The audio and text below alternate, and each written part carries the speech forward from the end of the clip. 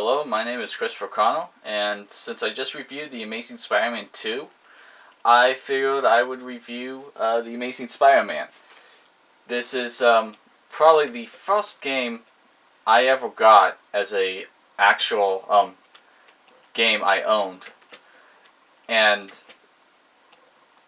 I'll be a little biased. I really like this game just because it was like my first game I owned, and you know it's not that great. you know, it's not terrible, and it is much better for a few of the movie tie-in video games that they've made in the past. There were some really bad movie tie-in video games, and so this is much better than other ones, but there are some problems. But it's not bad for the usual movie tie-in video game. So probably the best part of this game, however, is the boss battles. They were pretty cool. You gotta fight Shocker, and you gotta fight Electrode. No, you don't fight Electrode. You fight Shocker, and you also fight Scorpion. You fight the Vulture. You fight Green Goblin, of course. And you also fight...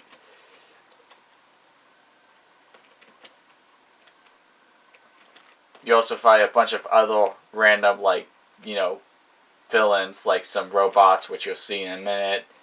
And so, there were some really cool boss battles, especially the ones that happen in the air against Vulture and the Green Goblin. Those were pretty cool. And also, another thing that leads to really great boss battles is the fact that the combat's pretty cool. There's some really cool, combos you can pull off. And there's some really cool aerial moves you can do. Pretty hard to do the aerial combat, though, because with the Green Goblin and the Vulture, you can actually jump on them if you're lucky enough, like I'm trying to do with this guy here. But you see, I'm not really doing that good of a job trying to get this guy, but I can't. Anyway, so the boss battles are pretty cool, and there's some really cool combat stuff. Case in point, you can web zip, you can create a dome over yourself and then explode it up. That's really cool. You can web up your hands so they hit harder. I mean, it's some really cool stuff. And also, another great thing about this game is that the city levels, like one we're doing right now, are really fun to play in, because it really gives you that great feeling of being Spider-Man. However, the problem is most of the game takes place indoors. There's only a couple of levels where you're outside, with Green Goblin, Vulture, and here, but most of them are inside. And so that really takes away from the feel of being Spider-Man, because, you're mostly indoors and it kind of sucks. Another problem is that even though this is a big level, it's not an open world like most Spider-Man games are now these days, which kind of sucks because, this is just one really big level, and it just isn't that great. Case in point, you can't go down to city level, otherwise you'll die. So yeah, everything down there you can't go to, otherwise you'll die. You have to stay up in the air. You can jump on the buildings, which is kind of cool, I guess, and you can even crawl on the side, and you can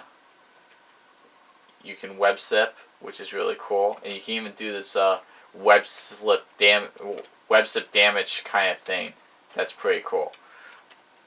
You can also shoot blasts at them, but the combat's cool, but it's not open world, which I really enjoyed with some of the newer Spider-Man games.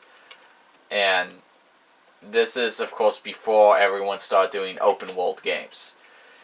Another problem is that halfway through the game, there was this horrifically terrible stealth mission well, all these extremely difficult robots are going around this level, and you have to keep stealth-like, and it just does not walk. And they should have just completely gotten rid of that level. Also, there's some other levels that get really annoying. Case in point, there's a level where Green Goblin has placed bombs all around the city, and you have to defuse them before a specific time. And the time will get shorter the more you defuse, and it also isn't that great of a level. There's some really annoying parts throughout this game that just doesn't walk.